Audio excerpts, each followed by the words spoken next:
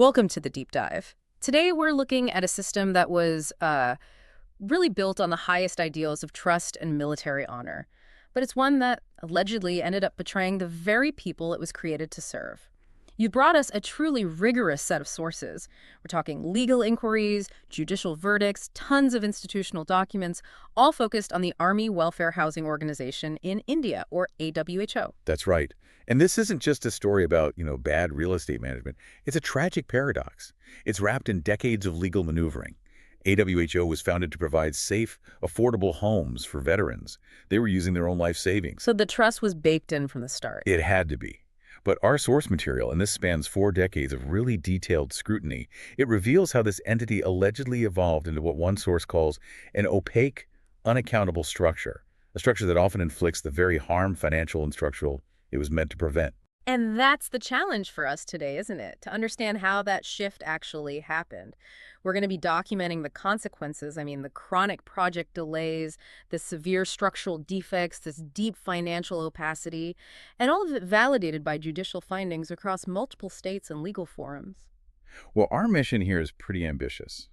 We really need to systematically trace this failure, right from its noble start in 1978 to its current very complicated legal status. We're aiming to understand not just what went wrong, but the legal structure, the pervasive military command culture that made this systemic abuse of veteran rights not just possible, but tragically almost inevitable. Okay, so let's unpack that central conflict right away because it seems to dictate the entire power imbalance we see playing out in courtrooms all over India. The sources call this the stakeholder paradox. The stakeholder paradox. When veterans signed up for these AWHO projects, they essentially bore 100% of the cost through their own contributions, and they also bore 100% of the risk. And you can't overstate that risk. For a veteran, it's enormous. It means paying EMIs, equated monthly installments, for bank loans, often while you're also paying rent in whatever city you're posted in, for years and years of delays. Right. You're paying for a home you don't have while also paying for the home you're currently in. Exactly. And it also means facing the crushing financial burden of structural defects after you finally move in. They carry all of that financial weight. Yet, and this is the paradox, they possessed 0% control. No control over how their money was spent, which builders were selected, or how AWHO was even governed. And crucially, they received 0% information. They were denied access to financial statements, project costs, any of the big decisions made by the board. That total disconnect. Carrying 100% of the risk while having 0% of the control. That's the foundational structural fault line. The whole system was designed to extract maximum financial input from the veteran while granting them the absolute minimum in participatory rights. Everything we're going to discuss, the delays, the alleged fraud, the lack of transparency, it all stems from this initial structural imbalance. Okay, so let's go back to the beginning, the genesis. AWHO was founded in 1978, and it really came out of a genuine need, right? The post-1971 conflict period, high inflation, rapid urbanization. It was a crisis for retiring personnel just trying to find some housing stability, especially in the big cities. Oh, the intention was profoundly important. The government, and specifically the Army leadership, they felt a real responsibility to provide a non-commercial, secure housing avenue for their people. And the founding principle was this promise, the no profit, no loss covenant, NP&L. NP&L, that was the great promise. It was. The idea was that veterans would pay only the actual construction cost, plus, a minimal administrative charge for AWHO's functioning. No private builder margin, no corporate profit motive. That was the deal. And in the beginning, that promise actually delivered, didn't it? It created that deep, ingrained trust that would later be so tragically abused. The sources point to some early successes, projects like Mohali and Noida Phase 1, where veterans got their homes pretty much on time and within budget. And those early projects, they cemented an unquestioning belief among the ranks. The thinking was simple and incredibly powerful. This is run by the Army. Generals and senior officers are involved. Therefore, it has to be honest, transparent, and completely above reproach. The institution's reputation became the collateral for all the financial dealings. But as you pointed out, that early success kind of became a structural liability later on. Absolutely. It reinforced a really dangerous cultural belief that welfare intent alone was enough to protect the veterans' interests. This established a deep-seated cultural norm of, deference, trust, and silent obedience over democratic scrutiny and, just necessary financial questioning. If the institution said something cost X, you just didn't ask to see the ledger. Which brings us to where the story turns from noble intent to looks like intentional structural avoidance. The legal choice AWHO made right at the very start. This legal decision is the structural root of the whole problem. AWHO chose to register under the Societies Registration Act of 1860. Now, to understand why this is so critical, you have to understand what that act was actually designed for. Okay, so what was it designed for? It was designed for very permissive governance. Think of it as a framework for, say, an educational body, a charitable organization, or maybe a literary society. It was not designed for multi-billion rupee real estate developers operating across multiple states. It's a very light-touch regulatory framework. It demands minimal public accountability and almost zero democratic oversight from its members. So by registering under this charitable umbrella, AWHO got the perfect legal facade. They could claim the welfare status, but they deliberately avoided the legal mechanisms that would actually demand transparency and accountability. Precisely. And if we look at the alternative, which AWHO consciously bypassed, the Cooperative Societies Acts, whether you're looking at a state-specific one or the Multi-State Cooperative Societies Act, the MSCS, from 2002, they're designed specifically for housing developments. They are structurally democratic. How so? How are they structurally democratic? What specific protections does a cooperative act mandate that this 1860 Act just ignores? Oh, the difference is enormous. A true cooperative act mandates strict adherence to democratic principles. For one, elections. Mandatory regular elections for the management committee based on one member, one vote. So everyone gets a say. Everyone. Two, statutory audits. Audits are performed by the registrar or a certified auditor who is appointed under government supervision, not just some internal appointee. That ensures independence. Three, financial transparency. Management has to hold annual general body meetings, AGMs, where all members have the right to question the accounts, to challenge management decisions, and to vote on the budgets. And I'm guessing none of that is in the 1860 Act. Not at all. And finally, defined membership rights. Members in a cooperative have clear constitutional rights, including access to accounts and the power to remove a failing committee. So AWHO chose the 1860 Act because it let them take the money and build the houses without ever having to face an election, or a real audit, or a vote of no confidence from the very people who funded the entire operation. That's the key insight. The 1860 registration choice provided a legal environment that was just ripe for opacity and arbitrary decision-making. It meant AWHO, unlike a true cooperative, could unilaterally deny allottees voting rights, never hold mandatory AGMs, and keep all crucial financial and administrative documents shielded behind this wall of internal management. That structural decision became the seedbed for decades of failure. So as the organization grew, as it expanded into these massive multi-crore, multi-state projects by the late 90s and early 2000s, this mismatch must have become unavoidable. The mismatch between this benevolent 1860 structure and the complex reality of large-scale construction. They needed professional real estate experts, but what did they do instead? They doubled down on the military command structure. Instead of hiring professional civilian auditors or long-term project managers or real estate specialists, they staffed key executive roles, the managing director, the directors, the chief engineers, with rotating serving military officers, usually on these short tenures of just 2 to 3 years. And what's the consequence of that constant rotation? Well, it guarantees a chronic lack of institutional memory and specialized real estate expertise. An officer might be brilliant at logistics or combat operations, but managing multi-crore civilian construction contracts. That requires a fundamentally different skill set and commitment level. But more importantly, it meant transplanting the rigid, unquestioning chain of command mindset directly into civilian housing management. So the veterans' relationship with the organization just inverted overnight. Completely. Instead of being a sovereign member of a cooperative, they were now an administrative subject of an organization run by serving officers who saw their role as command, not service delivery. Exactly. The mindset of deference and hierarchy, which is essential on the battlefield, became toxic in a fiduciary context. The organization demanded control and obedience from the allottees, rather than offering service and accountability to its members. That organizational shift, that fusion of the permissive 1860 legal framework with the rigid military command structure, it created this perfect self-reinforcing architecture of unaccountability. Let's look at the actual governance model. The structure is a textbook example of inverted accountability. The chairman of AWHO is the Adjutant General, the AG. He's one of the most senior principal staff officers in Army headquarters. The managing director, the MD, is invariably a serving major general. And the ultimate decision-making body, the Board of Governors, or BOGA, it consists primarily of lieutenant generals and other senior officers. So who are these people ultimately accountable to? Strictly upward. Their accountability flows to the Army chief. They report on administrative efficiency within the Army structure. There is no statutory downward accountability mechanism to the people who actually fund and live in the projects. The governance structure is designed from the ground up to be immune from criticism from below. Which also sets up a profound conflict of interest that seems, well, inescapable. It's a systemic conflict. Many of these board members, the LT generals and the other PSOs, are also allottees in AWHO projects themselves, and they often enjoy preferential treatment or early access to allotments.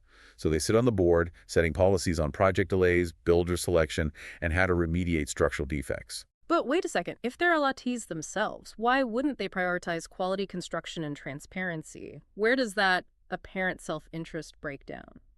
It breaks down at the institutional level.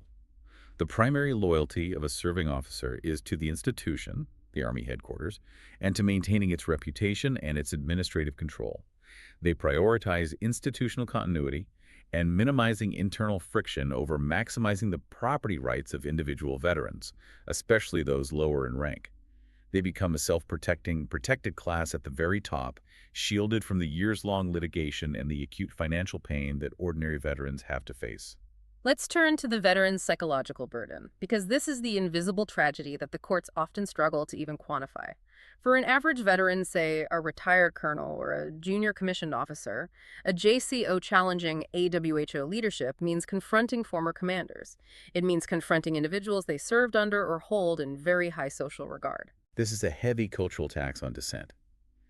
The individual has to overcome decades of deeply ingrained military conditioning for deference and unquestioning obedience.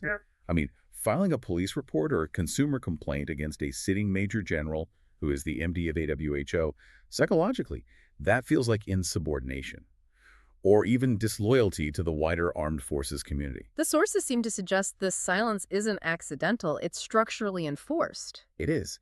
This culture of obedience structurally divides the community.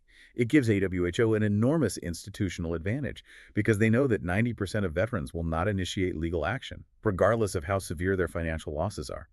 Dissent becomes internally costly. It requires the veteran to sacrifice their social standing long before they ever step foot in courtroom. Okay, now, let's talk about the financial black boxes AWHO deployed to make sure that any challenge, if it ever happened, would be starved of the necessary data. First, the weaponization of that NP&L slogan. AWHO expertly transformed NP&L, that covenant of affordability, into a legal shield against statutory liability. Their standard defense in consumer courts and RERA tribunals was always, we are a welfare society, no profit, no loss, therefore we are not commercial entities and not subject to the Consumer Protection Act or the Real Estate Act. An audacious argument. And how did the courts respond to it? They rejected it, consistently and robustly. Judicial forums, the NCDRC, the high courts, they've repeatedly held that NP&L is purely an accounting principle, not some kind of legal immunity clause. If an organization constructs, sells, and allocates housing units and collects money, it is functionally a promoter under RERA and a service provider under the Consumer Protection Act. Its intent doesn't matter, its function does. But the fact that AWHO kept using this defense in litigation shows an institutional refusal to accept judicial direction and self-correct. The second, and maybe most effective black box, is the deliberate denial of transparency, the RTI blackout. This is absolutely crucial.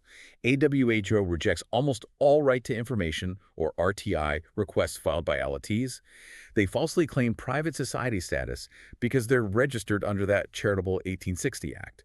This is highly problematic because, legally, AWHO gets substantial indirect public subsidies. This includes concessional government land allocations, often at a negligible cost compared to market rates, and significant income tax exemptions due to its welfare status. And RTI law is clear that anybody receiving substantial public funds or under significant government control is subject to disclosure. Exactly. So by denying RTI, AWHO is denying veterans access to the very information that would prove whether cost escalations were legitimate or if those land subsidies were ever passed on. This denial of information is central to maintaining control. So what crucial financial data is systematically withheld from the veterans who, let's just remind ourselves again, fully funded these projects? Everything required for any meaningful scrutiny. They are denied, one, project-wise financial statements, so veterans can't verify its cost escalations of, say, 10 or 20% were legitimate or just inflated. Okay. Two, land acquisition costs and terms. They can't check if the benefit of concessional government land, often the largest component of the cost, was actually transferred to them or just absorbed internally by AWHO. Three, the builder selection process. Who got the contract? Why? Was the bidding transparent? All of this is hidden. And four, the disposition of surplus funds. This is perhaps the most explosive secret. You mentioned the sources citing a figure of 61.52 crore in surplus funds. What is the significance of that figure and what's the mystery around it? That figure represents a massive amount of money accumulated over the years. It's often derived from interest earned on the veterans' advance deposits or unspent contingency balances or project margins that were just never returned. And because AWHO refuses to provide an audited, project-wise breakdown of where these funds came from or where they went, or if they were returned to the allottees, it raises very serious questions of fiduciary misconduct. This opacity alone is a direct violation of the spirit of MP&L and a massive failure of trust. And the final mechanism of control you mentioned involves the terminology itself. The fact that AWHO deliberately coined and used the term allottee instead of member. This was intentional linguistic manipulation, and it was designed to deny rights. In housing law, the word member implies ownership, voting rights, and constitutional protection under the Cooperative Act. By calling them allottee or beneficiaries, AWHO structurally reduced the veteran's status from a sovereign stakeholder, a part owner of the society, to a dependent supplicant just receiving a handout. They stripped away the constitutional right to form cooperatives and to hold management accountable through a vote simply by using a different word in the allotment letter. When the institutional structure is so fundamentally rigged against the stakeholder, the courts really become the only avenue for justice. Our sources show that the judiciary across multiple states and forums has articulated a rigorous, consistent condemnation of AWHO's operational model. The judicial synopsis is critical here. The Supreme Court, various high courts, the National Consumer Disputes Redressal Commission, the NCDRC, and state RERA authorities, Yeah. they all speak with one voice. They confirm that AWHO's model is systematically flawed.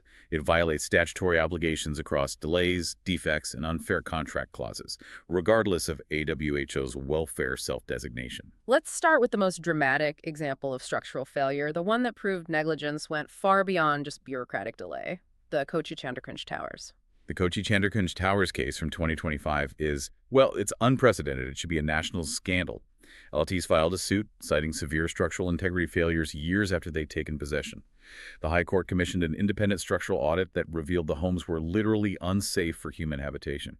We're talking inadequate steel reinforcement, substandard concrete mix, poor quality control. A high court ordered the complete demolition of a fully paid-for veterans housing project.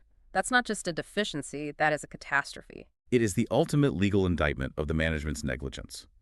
The court ordered complete demolition and reconstruction of the affected towers at AWHO's entire expense. Plus, it ordered AWHO to pay compensation covering the rent and moving costs for all the displaced allottees.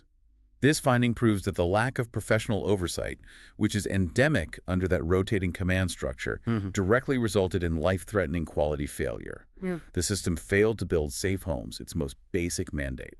And beyond the structural defects, the second major pattern of violation is this chronic financial mismanagement leading to chronic delays. Let's look at projects like Panchkula and Coimbatore. Right. Across projects like Panchkula, which was heard by the Delhi High Court and the NCDRC, and Raman Vihar in Coimbatore, heard by the NCDRC in 2023, the systemic delays range from 1 to 7 years. AWHO tried all the standard excuses, contractor disputes, environmental hurdles, mining bans. Were those excuses accepted by the courts? No. The courts consistently rejected them as internal management failures and poor due diligence, not as unpreventable force majeure events. A professional developer factors in regulatory hurdles and contractor risk. In fact, the NCDRC found AWHO's conduct in one of the delay cases to be below the belt and a severe deficiency of service. And crucially, they didn't just order a refund, they awarded very high delay compensation, up to 15% interest per annum, reflecting the severity of the financial hardship imposed on the veterans. That 15% figure is significant. It shows the courts treating AWHO not as some benevolent welfare society, but as a commercial entity that failed its core deliverable. Absolutely. And when AWHO challenged these orders, the Supreme Court repeatedly dismissed their petitions. That cemented the principle that an organization's welfare intent does not shield it from commercial liability for incompetence and negligence. And to limit their liability, AWHO always included these specific one-sided clauses in their allotment documents. How did the courts deal with this attempt to just contract out of responsibility? They struck them down as unconscionable and illegal. AWHO's standard documentation, the allotment letters, and the handover terms orders contain clauses that specifically stipulated no compensation for delays or these tentative date clauses that allowed them indefinite extensions. Authorities like the Tamil Nadu RERA ruled these clauses were unilaterally imposed, unreasonable, and unenforceable under consumer law. So the court essentially said you can't sign a piece of paper that gives away statutory rights that RERA was created to protect in the first place. Precisely.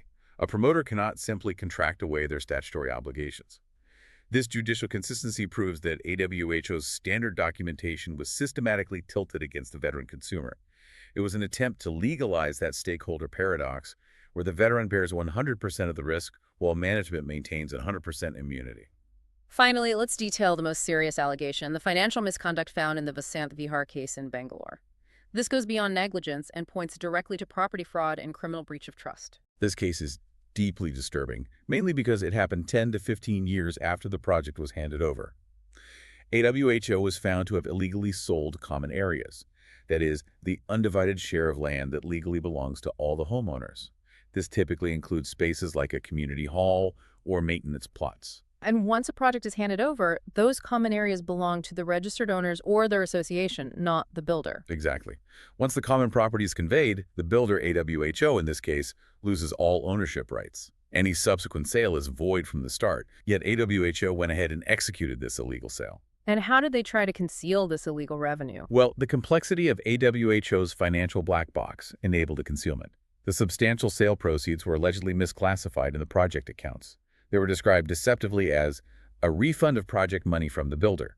This disguising of illegal revenue as a routine accounting entry strongly suggests accounting fraud and potential criminal breach of trust under the Indian Penal Code.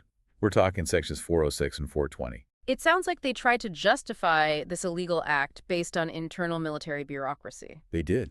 AWHO tried to justify the sale based on internal approval from its Board of Governors, the LT Generals and PSOs. But the legal finding was unequivocal. Internal approval from a board cannot override fundamental property law or constitutional rights. This case just illustrates a severe fiduciary breakdown that was enabled by that militarized governance structure, a structure that prioritizes institutional revenue over the legal rights of the allottees. When judges look at these case summaries, the demolition orders, the 15% interest penalties, the property fraud, they see contractual breaches and statutory violations. But our sources stress that courts almost always miss the deep sociological and cultural context that enabled all these failures, that lingering military culture. The culture of obedience is the silent weapon. Military conditioning is based on discipline, duty, hierarchy. When veterans retire, they carry this loyalty hierarchy complex with them into civilian life. For a veteran, criticizing the management of an organization run by Army HQ, it feels like violating the core tenets of their service. It's like they weaponized the very concept of military mariata or honor against the people who defined it. How did the courts try to grapple with that invisible burden of deference? They rarely grapple with it directly, which is why individual legal victories don't fix the system. The courts focus on the legal deficiency of service. The veteran, meanwhile, is engaged in this internal civil war between their financial rights and their loyalty to the institution. And the result is a system where the outcome of a grievance isn't decided by law or merit, but by rank. You refer to this as the hierarchy of grievances. Can you detail how rank determines the response within AWHO's administrative system? The sources offer a pretty grim breakdown. If a senior officer, a lieutenant general, or even a major general files a complaint about a project delay or a specific defect, it typically gets immediate attention. Personalized communication, rapid action. AWHO prioritizes resolving issues for that protected class at the top. And what happens when the rank drops lower? A colonel or a lieutenant colonel's complaint is usually acknowledged, noted, and then filed into administrative purgatory. It receives bureaucratic inertia. You get a paper trail, but very little real action or timely resolution. They have the financial means and social standing to eventually pursue litigation, but the institution often forces them into a long, drawn-out fight. And what about the voiceless majority? The JCOs, the other ranks, and the widows? This is the gravest injustice. Junior commissioned officers, JCOs, other ranks or Rs, and particularly widows and dependents, who are the most financially vulnerable. Their complaints are often ignored completely. They're dismissed with generic administrative denials or just outright silence. They lack the social access to jump the queue, and they often lack the financial cushion to sustain years of costly litigation in the high courts. So the people with the smallest financial buffers who rely most acutely on the promise of welfare housing are the ones who bear the harshest financial and psychological costs. They just face years of neglect and humiliation. The system is designed to leverage this hierarchy. AWHO knows that a JCO retires with a modest pension simply cannot afford to fight a protracted legal battle against an organization that has nearly unlimited legal resources. The institution essentially gambles that the silent majority will not fight back, and that preserves the illusion of administrative control. And if a veteran dares to challenge the illegality, how is that individual socially punished by the wider community? This is the final layer of control. The veteran who exposes fraud or structural defects is quickly labeled a troublemaker or disgruntled or disloyal by others within the community who fear upsetting the established order. This social ostracism protects the institution at the expense of individual justice. The veteran who seeks accountability is cast as the villain, undermining community cohesion and military solidarity. That's why courts can award monetary compensation, but they can't fix the underlying psychology of submission that makes the fraud possible in the first place. The institution relies on the veteran's loyalty. The systemic failure isn't just administrative or financial. It is a profound cultural betrayal, where military values like honor and obedience are weaponized against the property rights of the very people who live by those values. This analysis leads to one unavoidable conclusion. If the problem is fundamentally structural, rooted in a flawed governance model, then individual litigation, winning compensation here and there, can only ever provide a partial, temporary remedy. That's absolutely correct. AWHO can afford to pay out small compensations for delays and defects. It's a cost of doing business for them. But paying a fine does not force them to change the Board of Governors, or audit the mysterious surplus funds, or stop using those one-sided allotment contracts in the next project. The systemic defects will just inevitably recur unless the governance is fundamentally overhauled. So the only viable path to self-sustaining protection for veterans moving forward is a complete legal transformation into a democratic structure. What specific legal model does the inquiry propose? The core proposal is what the sources call the democratic imperative, a mandatory conversion of AWHO into a genuine democratic entity, specifically a multi-state cooperative society, or MSCS. This is really the gold standard for housing governance in India. Why the multi-state cooperative society model specifically? Because it's legally designed for housing projects that operate across different states, and it is a legally rigorous framework. This conversion enforces the constitutional rights that AWHO spent decades avoiding. The constitutional right to form cooperatives under Article 19(1)(c) and the right to equality under Article 14. It ensures that governance is equalitarian, not hierarchical. So if AWHO were forced to convert into an MSCS, what is the immediate, tangible difference that the average JCO or widow would see in their power structure? The power shift would be immediate and total. First, the MSCS framework enforces one member, one vote. It instantly levels the playing field, ensuring that a JCO or a widow has the exact same voting power as the highest-ranking lieutenant general. Second, they gain the power to elect and remove the management committee, replacing the military command structure with civilian elected representatives who are genuinely accountable to the members. This completely flips the script. It replaces accountability flowing upward to Army HQ with accountability flowing downward to the allotees. Precisely. It shifts ultimate sovereignty from the unelected, rotating military bureaucracy to the collective body of veterans who finance the homes. That is the very definition of democratic control. Is there a legal precedent to force such a conversion given AWHO's strenuous resistance? Yes. The Peninsulan KVR project is the vital precedent. In that case, the allottees successfully enforced mandatory cooperative registration despite AWHO's intensive legal challenge, which dragged on for years. That outcome proved two things. First, that the legal mechanism to force democracy exists and it's functional, and second, that AWHO will fight tooth and nail to prevent democratic governance because it threatens their central control. Their resistance is the best evidence that democracy is the correct antidote. So winning that governance battle is far more critical than winning compensation for a single crack in a balcony. Let's summarize the non-negotiable structural changes that veterans must demand to ensure this kind of self-sustaining protection. The reform blueprint is clear and uncompromising. 1. The immediate withdrawal of serving officers. The serving military must be completely separated from civilian housing governance. All directors and the MD position must be civilian professionals accountable to the elected body, not the Army hierarchy. Okay, that's number one. 2. Mandatory elections.